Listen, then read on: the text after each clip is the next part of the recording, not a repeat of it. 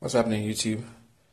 Just want to give my very quick post-fight thoughts on the Canelo Alvarez versus Miguel Cotto fight. Big props to both fighters for putting on a very, very good boxing match. Very excellent display. And in regards to the fight itself, it didn't totally play out the way I was expecting it to play out. I was fully expecting Miguel Cotto to dominate, in terms of, the exchanges and control of distance and control of range, using his superior boxing skills against Saul Canelo Alvarez. But obviously it didn't turn out that way. Canelo boxed magnificently, and I will say that wholeheartedly. He actually boxed very, very well. He gave Cotto a lot of problems. He has improved immensely from 2 or 3 fights ago. His judgment, his punch selection. I mean, that's one thing that really surprised me. He doesn't actually waste a lot of punches. Funny I would say that, because if that was a certain type of fighter, people will probably call that boring because he doesn't throw enough punches. But anyways, I digress. I'm not going to go into that. I just want to give Canelo his shine. He gave Cotto, in terms of his defensive display. I mean, the way he slipped a lot of punches was really good. I mean, he's obviously learned that from somewhere. Obviously based on the experiences he's had with fighters like Floyd Mayweather.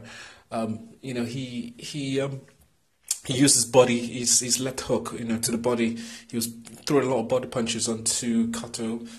Some of them were going low. But the one thing that really I found quite funny was also he was doing some kind of like a weird, I call it the Canelo shuffle, like a similar sort of Ali shuffle. Sometimes when he was just trying to evade punches, he was just like moving his feet, in a kind of way, in a good way. But obviously he didn't back down from Cotto, which was really impressive. I mean, Miguel Cotto, boxed really well. I mean, obviously a lot of lateral movement, left to right, throwing. I think Canelo took away his left hook. Obviously Cotto was throwing it, landing it on the body, but he wasn't able to lure Canelo into, it's like a false sense of security where Canelo will drop his hands and then Cotto will, obviously unleash that left hook.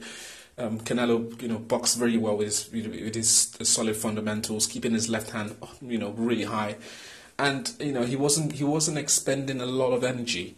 I mean, maybe Cotto could have probably got, trying to fight more of an inside game rather than trying to fight on the outside, because Canelo had the bigger reach, and in all, it was very, very good display from Canelo, and I was fully expecting it to be a lot closer. I mean, it did look closer than the judges obviously gave the fight. I mean, I didn't think it was as wide as those scores, but then again, we already know that Oscar did his magic to make sure that whatever happens, Canelo was going to win that fight. But I'm not going to disrespect Canelo by saying that it was a bought victory. It wasn't. He actually boxed very well. I'm going to give him his props.